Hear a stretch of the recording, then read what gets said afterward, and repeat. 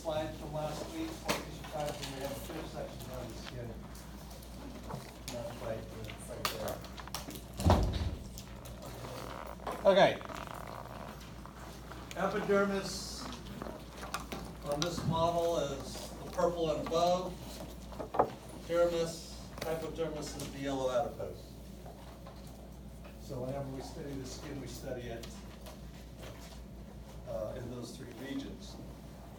Then the very bottom half of page 6, epidermal derivatives, all but two of those things actually started at the epidermis, up on the surface, and as it grew in embryonic and fetal development, they sunk down into the deeper layers. But they started at the epidermis. That's why it's called epidermal derivatives.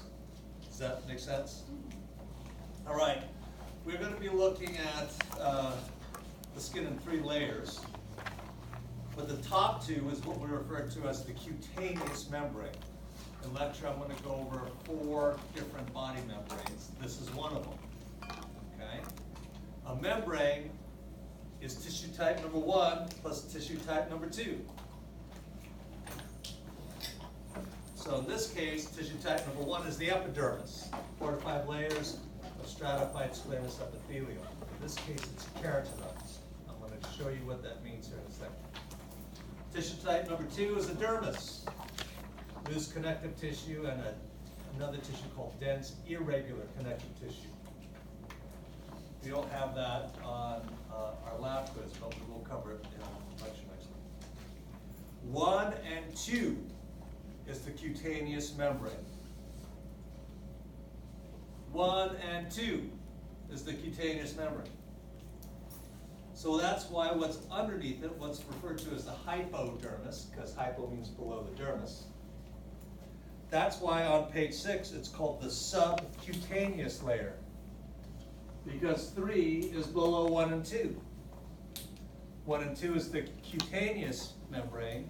3 is below it, subcutaneous. Everybody got it? In clinic floors, some medications are applied sub-Q using a hypodermic needle. Are these terms, have anybody heard those terms before?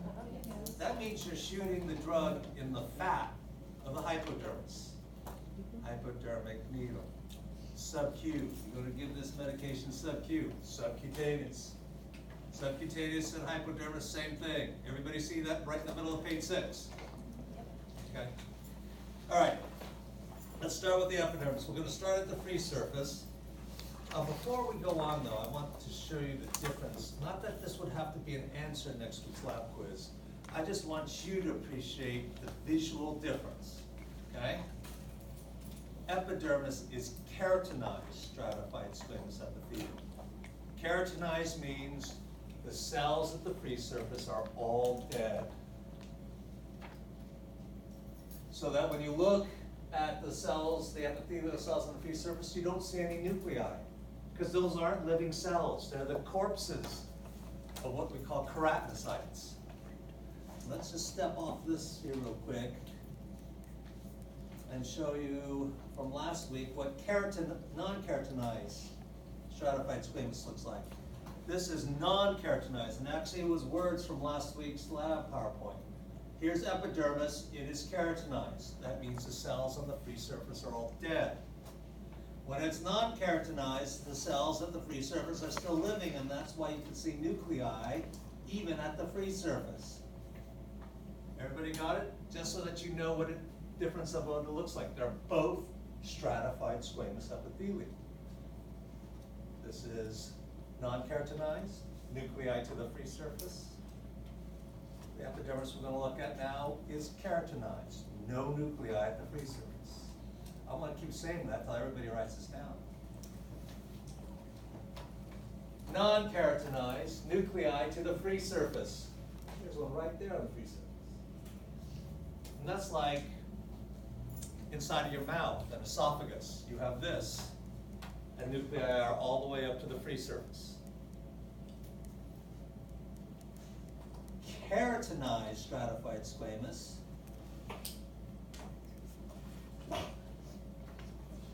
means the cells at the free surface are all dead. They're just corpses. That's why there are no nuclei at the free surface. In fact, the nuclei fall apart here in this middle layer. Above it, nothing but corpses. Okay? Are we clear of the difference? You don't have to write keratinized or non-keratinized, but you need to visually recognize they're both stratified squamous epithelium. One has nuclei, the others do not. Okay, so the layer that is nothing but dead cells is stratum corneum. You don't have to worry about the underlying protein. But these cells are all dead. So when you look in the mirror in the morning, you are looking at death. It might smell like death too, but that's another story. All right, now it says here 4 or 5 layers. 4 or 5 layers. That means 4 of them are always there. And this one, the second bullet, is the one that's only sometimes there. If it's there, there are 5 layers. Like most places on your body, it's not there. There's only 4 layers. Everybody got it? That's what I would write next to the second bullet. This is the one that is the question mark. It's only present in hairless skin, and the only places on your body that you don't have hair are your soles, your palms, and outside your lips. That's the only place you find stratum lucidum. Lucidum means clear, so it's a relatively clear layer. Hairless, if you see hair, you're only going to have 4 layers. Everybody got it? Yeah, if you have hair on your palms, you've got a whole other problem. Okay. Stratum granulosum, this is the layer where the cells die. Which you want to write next to stratum granulosum is, this is the layer in the middle of the epidermis that will stain dark. This is the layer in the middle of the epidermis that will stain dark. Okay, so to find the epidermis, you got to find the basement membrane, because this is epithelium. Basement membrane, free surface. In between that is the epidermis, and in the middle you see this dark layer. Yeah. The reason why it's a dark staining layer, it's not dark in your bodies, it's dark when you make a slide and put stain on it, is keratohyalin, their underline, absorbs the stain that we stain nuclei with. That's why it looks like a dark layer in the middle of the epidermis. Everybody got it? Again, that's always there. Corneum, granulosum, always there. Lucidum is only there in hairless skin. Stratum spinosum, these are the living cells. It's close enough to the blood supply that's down here, which is why it dies in here. It's too far away from the blood supply. But these are all living cells. We talked about cytoskeleton. Next week we'll talk about desmosomes, but those are the things that make these cells look spiny. And hopefully the spiny appearance will remind you this is stratum spinosum. Granulosum, you'll actually see some dark staining granules. If it's a good picture, and there's enough resolution, you'll actually see granules in granulosum, and you'll see spiny cells in spinosum. Everybody got it? And lastly, on the basement membrane is stratum germinativum, or you can call it stratum basale. Pick one. Whichever one is easier, use that one. But just pick one. Don't give me both. You don't get extra points. And if you misspell one, you lost a half point even though you tried to impress me. So don't. Okay? Any questions? Okay, everybody look at me. You have to be on the basement membrane to be stratum germinativum. We just went through mitosis today, didn't we? Cell division. As soon as it divides, one cell stays on the basement membrane, the other cell migrates up. If it's on the second layer, it's stratum spinosum. Everybody understand what I'm saying? gotta be on the basement membrane to be stratum germinativum. Here's the cell right here, about ready to go through cytokinesis of mitosis. Does this ring a bell? When it does, it's gonna split right here. This will be stratum basale, this will be stratum spinosum. Even if it's one cell off, stratum spinosum. Everyone got it? Okay. And this picture off the internet only shows 4 layers, not leucino. But you can see just gradually gets flatter, granulosum it dies, and stratum corneum is nothing but the corpse. And they're all flat. Any questions? By the way, when you're dusting your house and vacuuming, most of what you're collecting is this. Because that's coming off your skin all the time you're there. Everybody got it? That's you all over your house. You have more people there, that's just more dead skin cells all over the place. When I was in between my freshman and sophomore year of college at San Jose State, I got a summer job working as a furniture mover. And all the old guys made the young college kids move mattresses. We said, yeah, that's weird, you know, why did you do that? Well, by the end of summer, they finally told us. It says because a mattress will gain 5 pounds a year of this per adult. You got 2 people sleeping on that mattress, that's 10 pounds a year. You have that mattress a few years, there's a whole nother you in your mattress. And I'm going, yeah, now I know why you guys made us kids move the mattresses, that's gross. All right, any questions on the 4 or 5 layers? Now for the lab quiz, you can abbreviate common words. So if one answer is this, you can write that. If another answer is this, you can write it like that. Okay? Corneum is not a common word. You can't abbreviate corneum, but you can abbreviate stratum. Are we clear? Yes. Oh, but I would make sure any word you're going to abbreviate is spelled correctly once. If you misspell stratum, every time you say S period, it's misspelled. You get a lost half point for every time you say S period if you spell it out incorrectly the first time. Okay, so just make sure if you're going to abbreviate, you spell it correctly first. Right? Any questions? And if you don't know how to spell it, you know, maybe just throw up a couple different spellings. You know, maybe one of those darts will hit the dartboard. All right, now let's go down to any question on epidermis. It's just epithelial, stratified squamous. You got to identify the 4 or 5 layers. Dermis has 2 sublayers. This one next to the basement membrane on the other side from stratum germinativum is the papillary layer of the dermis. For the full point, papillary layer of the dermis. That's the superficial dermis layer. And it's named for these structures called dermal papillae. Papilla means finger-like projection. See these little pink bumps right here? They peeled off on this edge, the epidermis, and you have bare dermal papillae right here. See all those little finger-like projections right here? Don't those look like little fingers?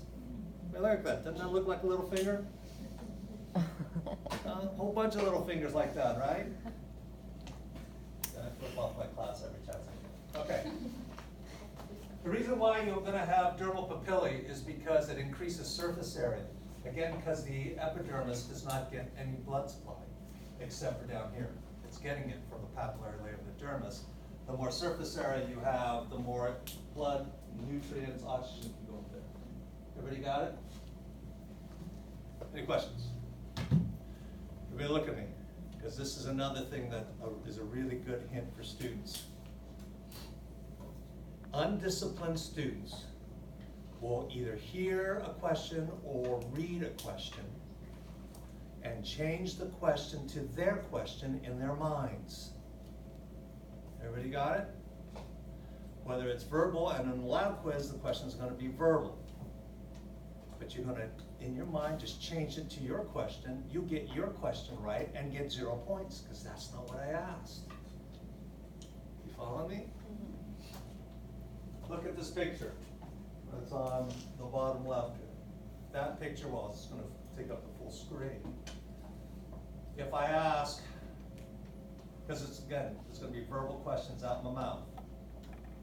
What is the name of the layer the yellow arrows are pointing at? What's the answer?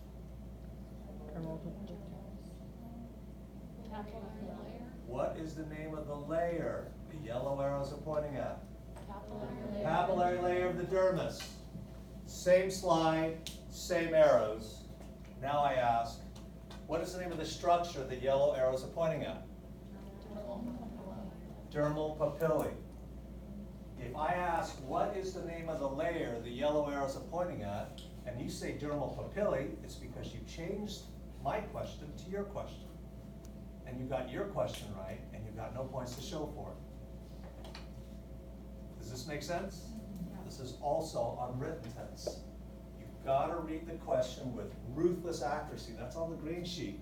Not just the question, but all the choices. Because the slightest little misread, the slightest little changing it in your head to your question, and you get it wrong. Okay? All right.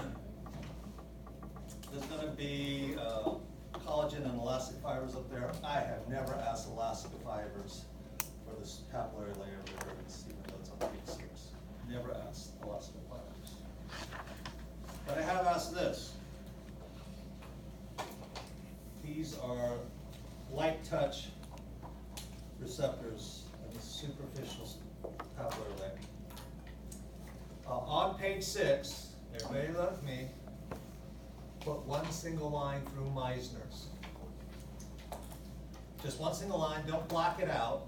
I want you to know that that's the old name for it. But the one single line through it is telling you don't use that term. Call it tactile corpus. Everybody do that? One single line through Meissner's. Use tactile corpuscles. What you want to do in classes like this is, again, this is similar to the things that we talked about in the lecture today on the green sheet. You don't want to waste points with silly mistakes. Everybody got it? If you use tactile corpuscle, you can use big T or you can use little t, you get the whole point. If you want to use Meissner's, it's some dude's name. Which means if you use a little m, you misspelled it. It has to be a capital M. It's E before I, there are 2 S's, and his name was Meissner, not Meissner's. If you leave off the apostrophe, you have misspelled it. Why would you want to risk a silly half point when it's your job to kick ass in lab on something that's silly? Just use tactile, big T, little t, you don't have to worry about apostrophe. Does this make sense? Mm-hmm. Okay. All right, this is what you want to write next to tactile corpuscle. It is at the tip of the dermal papilla.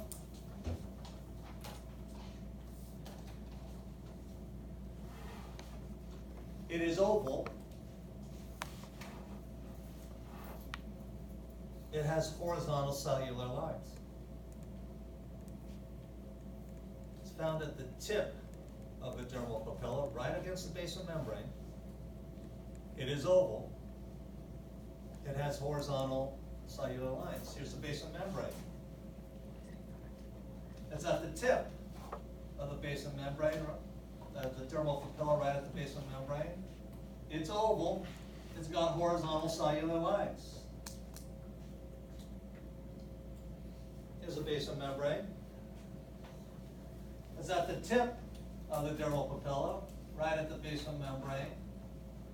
It's oval, it's got horizontal cellular lines. Everybody see that? Those are all notes of visual recognition, right? dentin, the dermal papilla, oval, horizontal cellular lines. Okay, the deeper layer of the dermis is called the reticular layer of the dermis, for the full point, reticular layer of the dermis. It is dense, irregular connective tissue. What we had over here in these slides is dense, regular connective tissue. Can anybody tell me what dense, regular connective tissue looks like?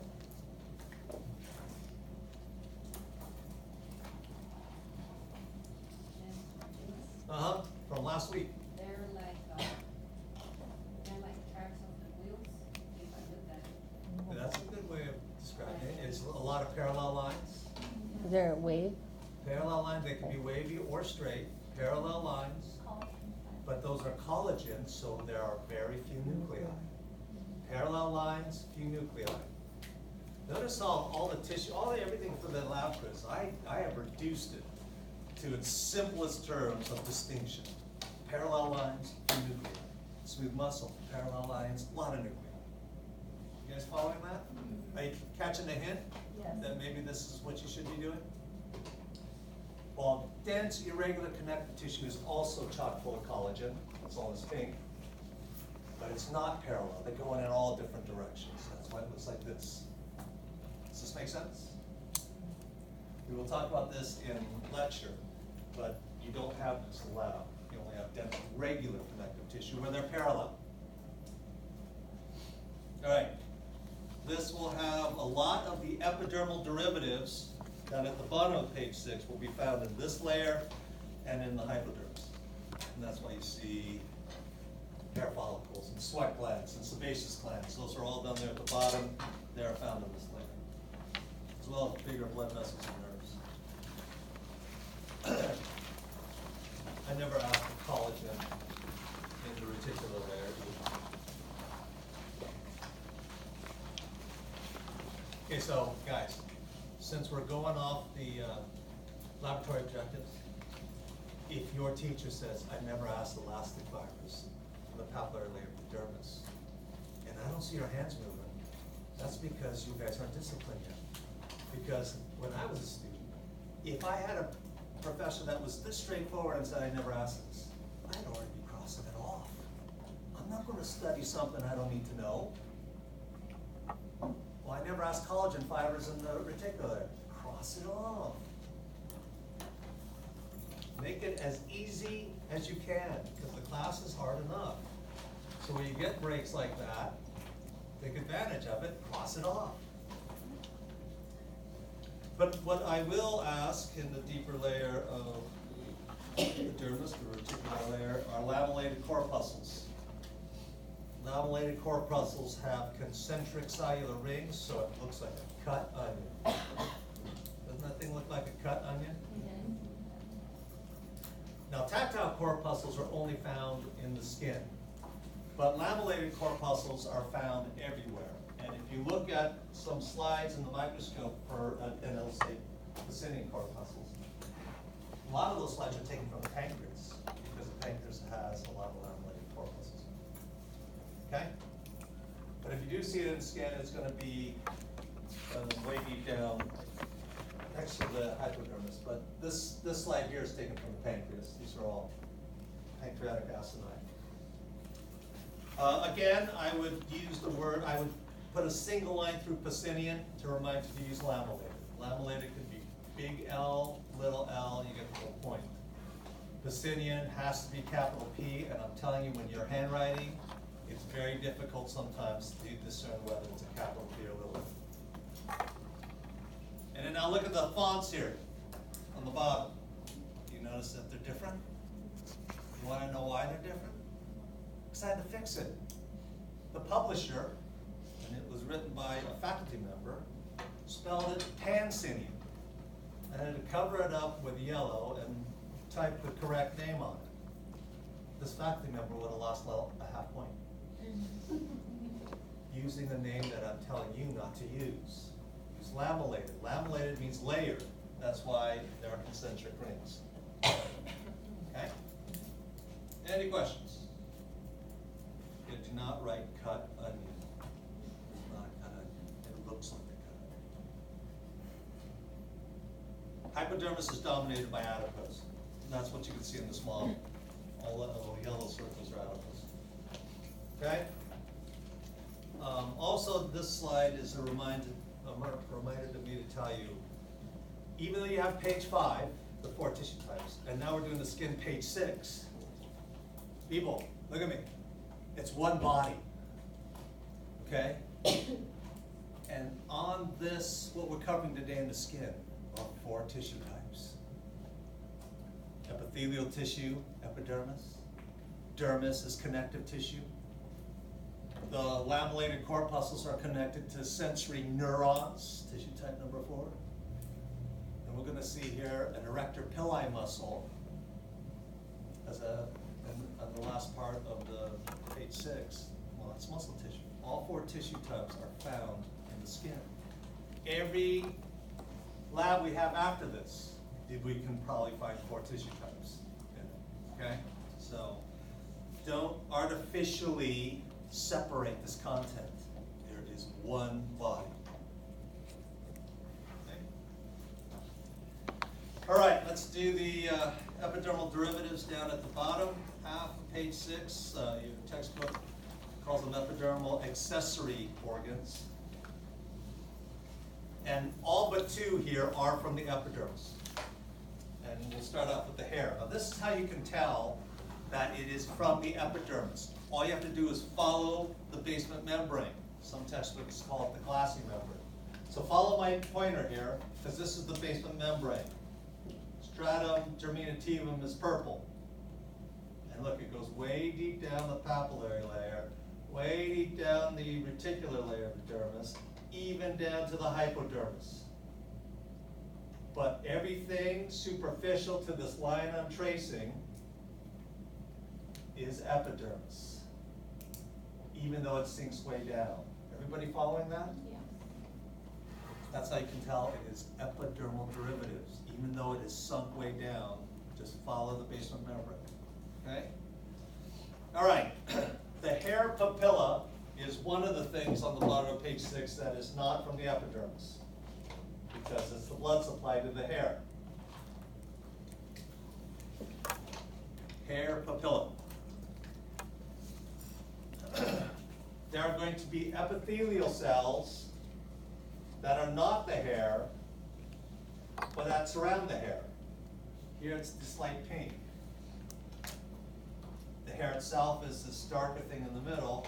These epithelial cells that surround it is the hair follicle. 2 words, hair follicle.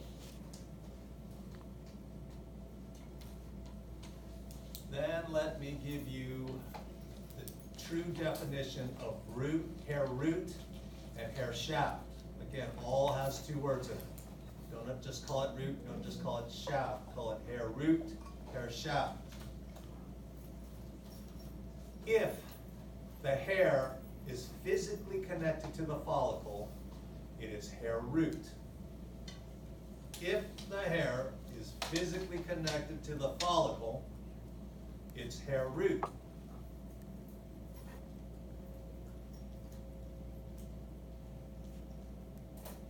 If the hair itself is separated from the hair follicle, it's hair shaft.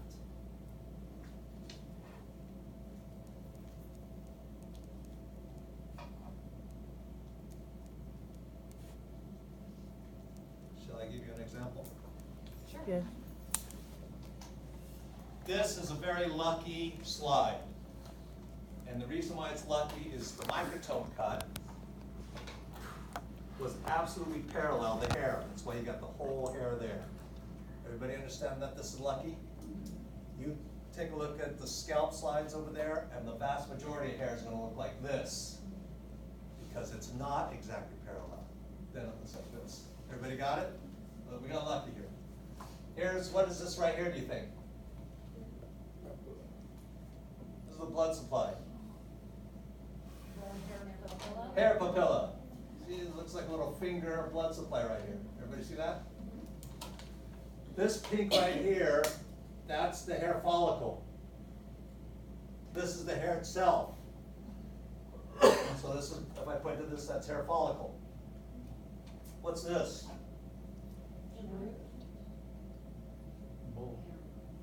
It's hair root. Look how it's physically connected to the pink on both sides. Hair root. How about this? Hair shaft. 2 words, hair shaft. You can see that it's separated out.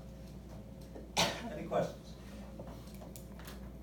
Can I give you some practical applications that might help you to remember this? Yeah. All right. Your textbook gives this definition that if it's below the level of the skin surface, it's hair root. If it's sticking out, it's hair shaft. And that's wrong. There are a bunch of things in the textbook that are wrong. Okay. This is the surface of the skin right here.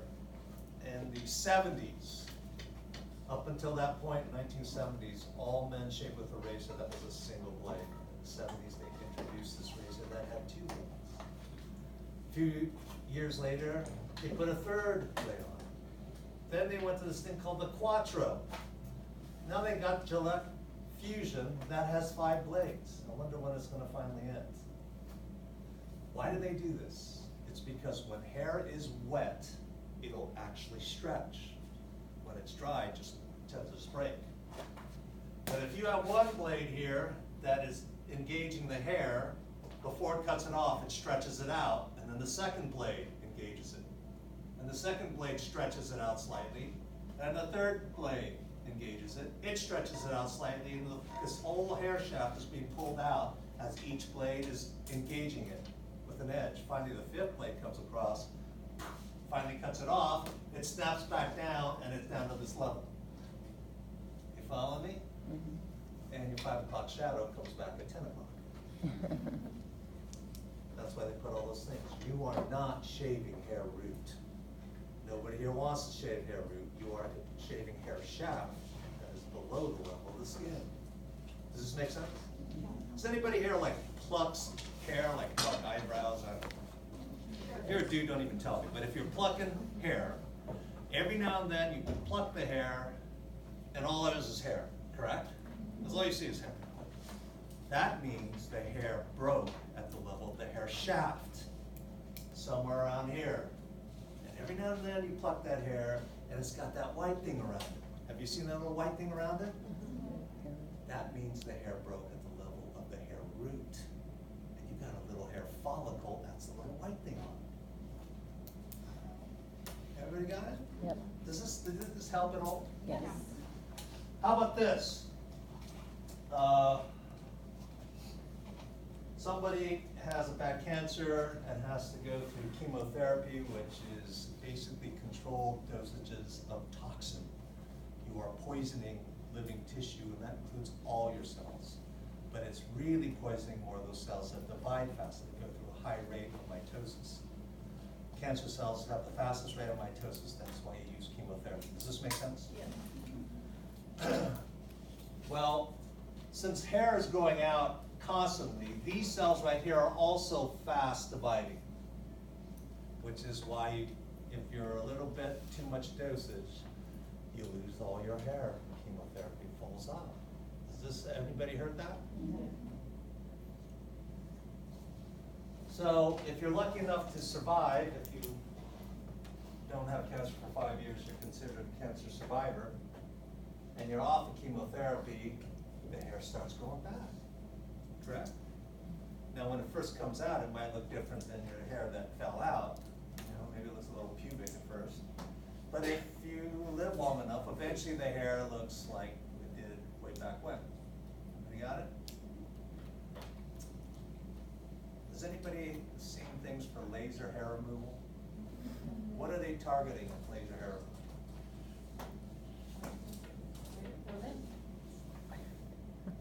They're targeting the hair papilla. You fry up the blood supply, that hair ain't growing back. When you go through chemotherapy, the hair papillas are all intact. And so that when you get off of chemotherapy, the hair can regrow. But you fry that guy, it ain't nothing growing back. Does this make sense? Yes. Do these help at all? Yeah, Yes. All right, also with the hair, don't worry about this, that'll be for lecture. you'll see the erector pili muscle. So there's our example of tissue type number 3. Smooth muscle, parallel lines, lots of nuclei. What you want to write next to erector pili muscle is that it inserts on the follicle. And it's a small strap of smooth muscle. It's not a big thing, it's a small strap of smooth muscle inserting on the hair follicle, like that. There's a little bit of artifact right here. Smooth muscle kind of disappears, but this should all be continuous smooth muscle all the way through this little gap, inserting on the hair follicle. This is what gives you goosebumps. It makes your hair stand on end. This is also another lucky slide that completely parallel to that hair. Any questions? All right, the last thing we haven't covered yet on hair is sebaceous gland. Now, if you look on the bottom of page 6, you'll see that sebaceous gland is listed twice. Once under hair and once under glands at the very bottom. Everybody see that? It is a gland, but it's always associated with hair. They empty into hair follicles. That's why it's listed under hair. All right. Last week when you came to lab, if I would have said we're going to study stratified, keratinized stratified squamous epithelium, you would have not had any idea what I was talking about, correct? After lab last week, now you know what that means, correct? Before lecture exam 1, you're going to know what all these words mean. Simple alveolar or simple branched alveolar holocrine glands.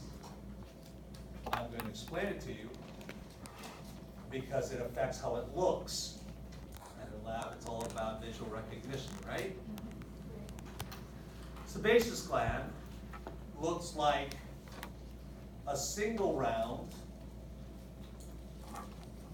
or multiple round glands completely full of cells. Sebaceous glands look like single round or multiple round glands,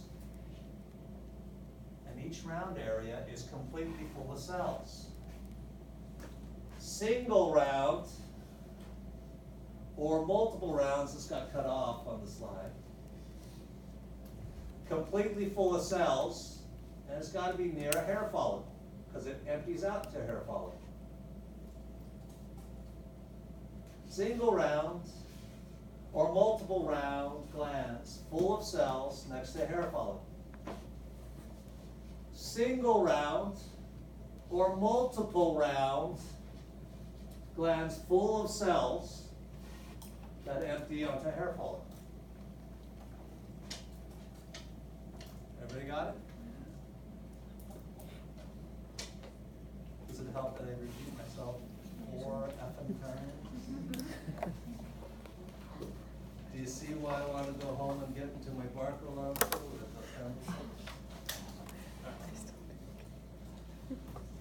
Any questions on sebaceous glands? So let's go back to this previous slide.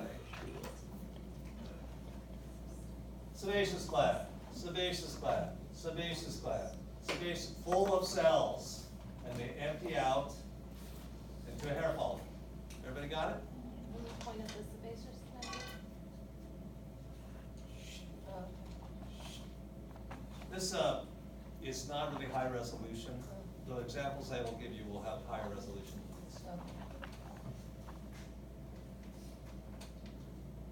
All right, now let's talk about sweat glands. At the very bottom, we're going to skip down to the bottom of glands. We already covered sebaceous glands.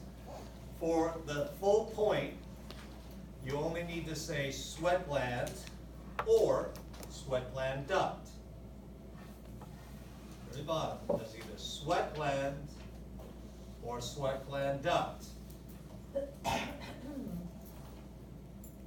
But I'm going to teach you 2 different types of sweat glands because they look different, and I can put either one on the screen. Are we ready? The most common one is called the Marroquin sweat gland, also eccrine sweat gland. The 2 things about this are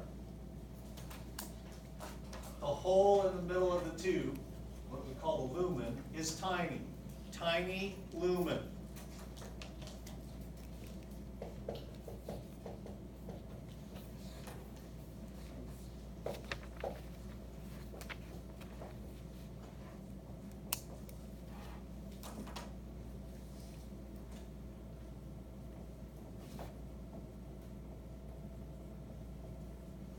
And the ducts go to the free surface.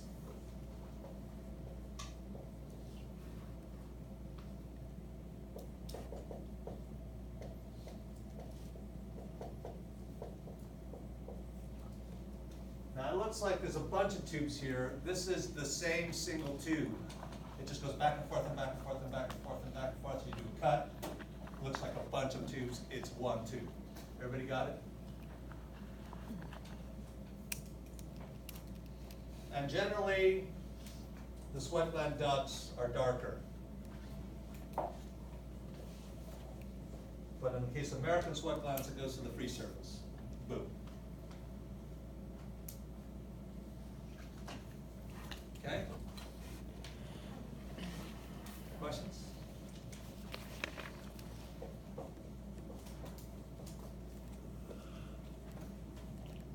So looking at that picture though, how would you know that that's a gland? Like it looks like cells to me. This? Uh-huh, Can you see how they're round tubes? uh-huh, That's what you gotta go with. okay. Round tubes, tiny lumen. Now, the sebaceous gland had no lumen. It's full of cells. Okay.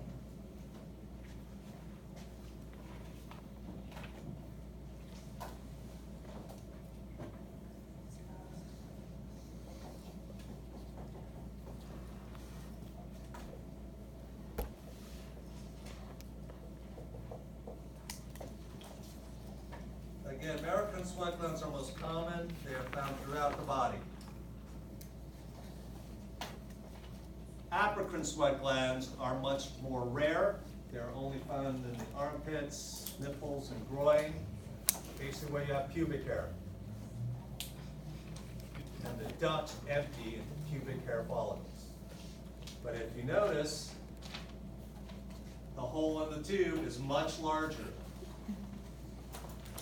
Larger lumen, and there's gotta be a pubic hair somewhere close, because that duct is gonna empty out into that hair follicle. Everybody got it? You can go ahead and spell out American or African sweat glands if you want. And that red arrow, that's the hair duct? Is that? That's the pubic hair. hair? Yeah. This is the reason why little kids, when they're growing up, they don't get BO, because all they have is American sweat. Once they hit puberty, they start having African sweat, and that's got a stank to it. Okay? Any questions? Again, from the laboratory objectives, page 6, sweat gland and sweat gland duct, if you pick it out right, will be the full point. But you need to learn about American and African sweat glands now, because number one, they look different, and number two, you're gonna have to learn about them in lecture anyway.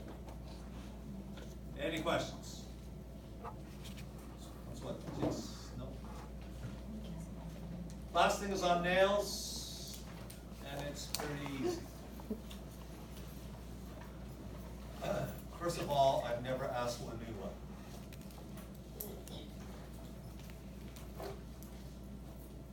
For one thing, they don't show up on microscopic slides. You have to just hold your hand up to the light. And if your fingernails are not covered with opaque nail polish, you can actually see at the cuticle this lighter moon rising out of the cuticle. You see that? That's the Lanula. But you never see it on a slide like this. Okay, where you put the nail polish on is called the nail body or the nail plate. As your nail's growing, it's sliding on the nail bed, which is thin epithelium underneath the nail. It doesn't grow from the nail bed. It's just sliding against it because it grows from the nail root, which is here. It underneath the cuticle, which is here. Everybody got it? You can just look at your own fingernail. Just imagine your finger like this, look like that, and now you know where everything is. Everybody got it? All right, everybody needs to hear this. You might want to put a line through cuticle. For the full point, it must be eponychium. If you write cuticle, you get a half point. If you misspell cuticle, you get no points. Are we clear? Also, this test is a test of spelling, not of pronunciation. If I was you, and I had a word like that, eponychium, I would intentionally mispronounce it, so I would spell it right. Eponychium.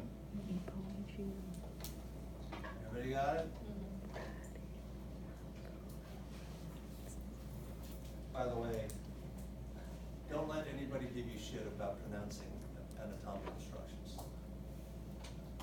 People who get their underwear in a knot about pronunciation did not have an international faculty train them. At UCLA, the faculty was international, and things were just butchered. But these were brilliant people, so no one made fun of how they pronounced it. Are we clear? Like I couldn't get the Australians, they pronounced capillaries, capillaries. Capillaries, how are you talking about? Oh, capillaries. Okay, let's see, what do we got? The only thing we got left is the hyponychium. Have you ever, like, trim your fingernails and you see that ridge of extra skin right there? That's the hyponychium, okay? Same thing here, put a line through quick. You need hyponychium for the full point. Quick gets you a half point. You misspell quick, I don't think you should be in college. Okay, so here we are. Nail body or plate. This thin red line down here is what? Nail bed. What's this? Nail root. What is right here? Eponychium. This right here? Hyponychium.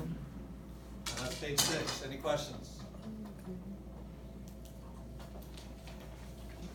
Go ahead and you can take a break, get some caffeine.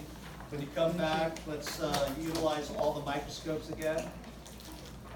Just do the same thing we did last time, making sure you're not scraping up the lenses when you're changing slides. Be sure you remember the microscope number when you put it back in the slot, in the right slot. Make sure you put back slides where the labels match up, okay? And I'll help you with